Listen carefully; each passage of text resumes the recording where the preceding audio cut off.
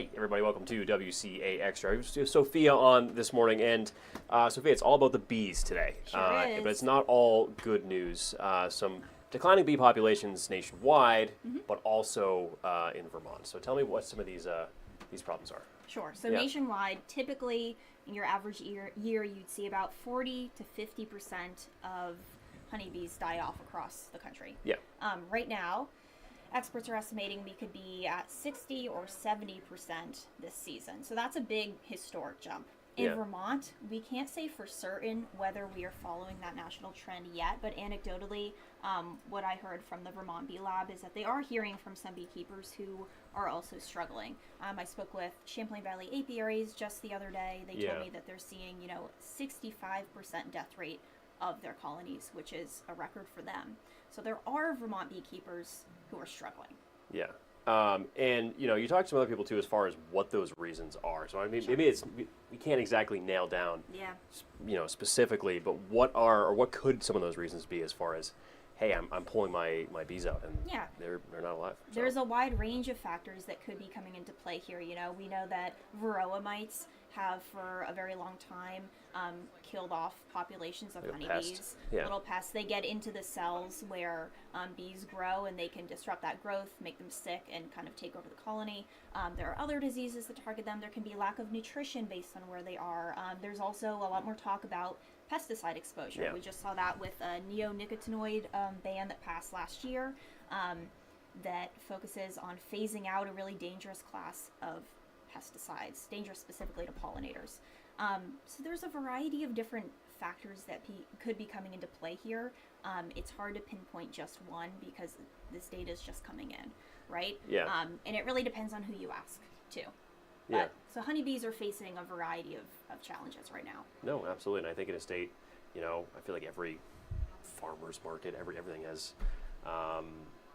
wildflower honey. So totally. And if they're not producing honey, they're using those bees to pollinate their exactly. crops. So it has a ripple effect for sure. No. And we'll know more of that data as the months drag on, and the state too hears from honeybee keepers across the state. So absolutely. One quick thing I want to add too.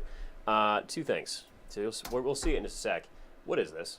Is this like this? That is a bee smoker. Okay, so it keeps them dormant. Yeah, you'll hear it in a minute in that in the story, but you basically open up the hive, and you can smoke the bees, and that it does keep them sort of dormant, right? You're making them kind of docile, so you could get in there. Yeah. It's going to make them sort of maybe start eating their own honey, just kind of like less likely to be aggressive. Were you at all surprised? I think one of my biggest takeaways from this, just before I gave the preview watching it, no suit. No suit. No suit? Maybe just a seasoned beekeeper? I think it's because, they're smoking the bees, but also like... Yeah, they're not as... Here's what they told us, because I'll admit, my photographer Max was pretty scared to be around them. Yeah. They said the bees are usually fine. They don't want to sting you as long as they're not disturbed, but they can basically smell your fear. Oh. And so you can imagine what Max did in that moment. Yeah. But so they smell a lot, there was really no major risk of us getting stung. No, I wouldn't think so. They were landing on us. Yeah. Yeah. Covered it was no problem. Right. It's totally fine. Well, we'll take a look at this, but Sophia, thanks so much for hopping on, unless I can get it going.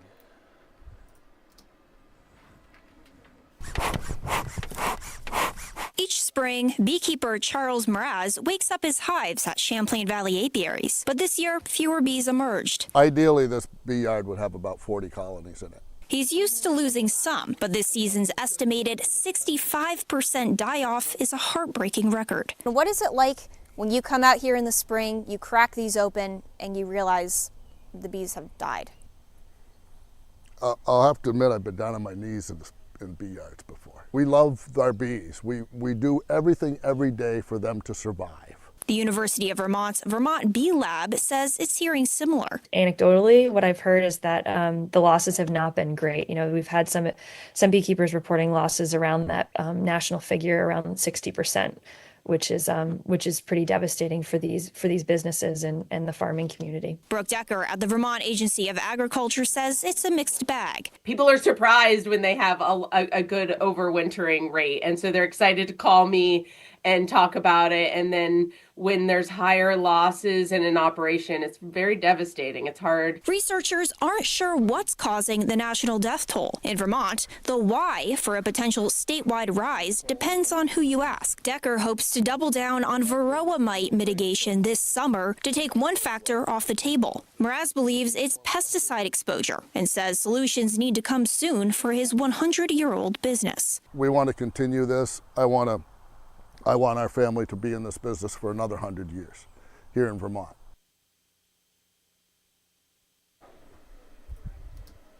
Again, just some good information there as far as why some of those or some comparing statistics, excuse me, on honeybees. But Peter, as far as today goes, beautiful day ahead of us. Where was this all weekend? I know, and you know that firsthand too.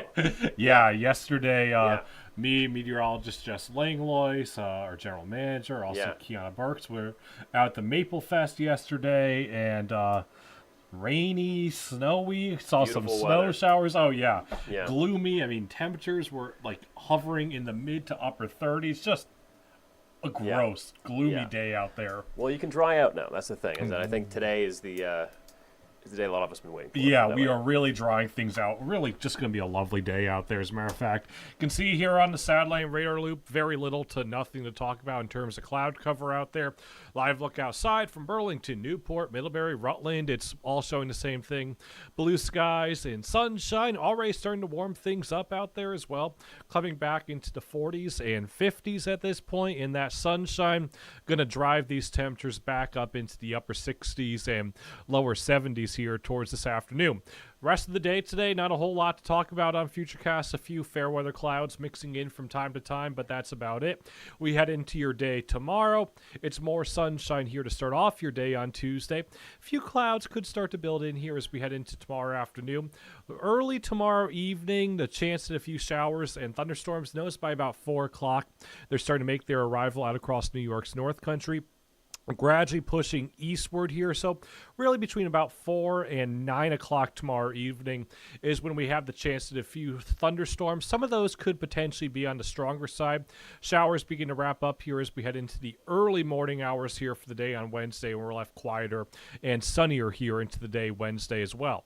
Again, in terms of that severe weather potential, it's a level 2 out of 5 risk here for much of northwestern Vermont as well as the entirety of New York's North Country. Away from that green color, a level 1 out of 5 risk.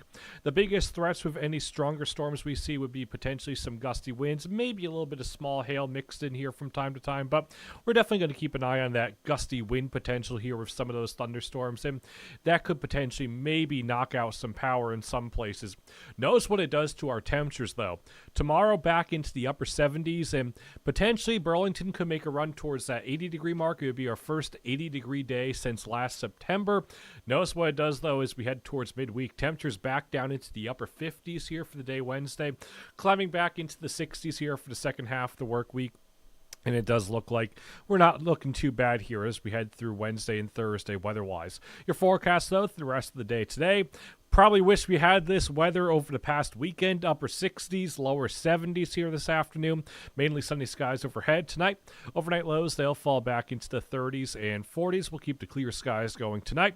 Into your day tomorrow, we start off the day. Plenty of sunshine out there. It's the arrival of some thunderstorms and showers tomorrow evening. Again, some of those could potentially be on the stronger side. Temperatures tomorrow, take a look at that. Upper 70s and a lot of lower 80s there on the board. And, well, it's one day of summer before we're knocked down just a bit here as we head towards the day on Wednesday. Again, Wednesday looking a bit cooler with temperatures in the, whoa, we are just going all over the place there. It's back down to the 50s here for the day Wednesday. Thursday, Friday, back into the 60s. Introduce the chance of a few rain showers here into the day Friday. Some of those rain showers, again, could stick around Friday night as well as into the first half of the weekend. If we do keep some of those rain showers going into the day Saturday, it would be the 20th weekend in a row with a little bit of precipitation. Yeah, I was not too thrilled about it. I do think, Peter, it's almost funny. I changed out. I had like flannel sheets. Yeah. And I changed out a lot of the colder stuff. Yep. And now, even last night, I was cooking, so it was a little warmer in the kitchen. And I'm like, do I need my AC? I know. Yeah, you know what I mean? Actually, it was Saturday, Yeah. and Saturday was warmer before we were a whole lot cooler yesterday. Yeah. And even Saturday, I turned on the air conditioning actually for about an hour just to cool it down after cooking and all that. So yeah, my apartment has a storage thing down below, and I feel like I have to dig through that now, of course, to get that. So and we'll be even warmer come tomorrow. 80 degrees, I cannot believe it. 80 degrees, yeah. On average, our first 80-degree day typically falls around May 11th, so coming a little early, but again, definitely not our earliest by any means. And the latest 80-degree day, I believe it was June in 1924. Actually, we're putting together the statistics on that right now. Kind of interesting, but it does look like tomorrow could potentially be our first 80-degree day. Yeah, we'll get your boots and your umbrella out for it, though. I'll play that way. Yeah, it's not so much tomorrow during the day, but a few showers, thunderstorms tomorrow evening and tomorrow night. Well, I'm gonna get out and enjoy it today. Yep, it'll be fun. Exactly. All right, I think that's for us here in WCAX. Of course, you can see Peter and I just do a couple hours Channel 3 News at noon. Yep. All of our evening shows at our website, WCAX.com. Till then, take care.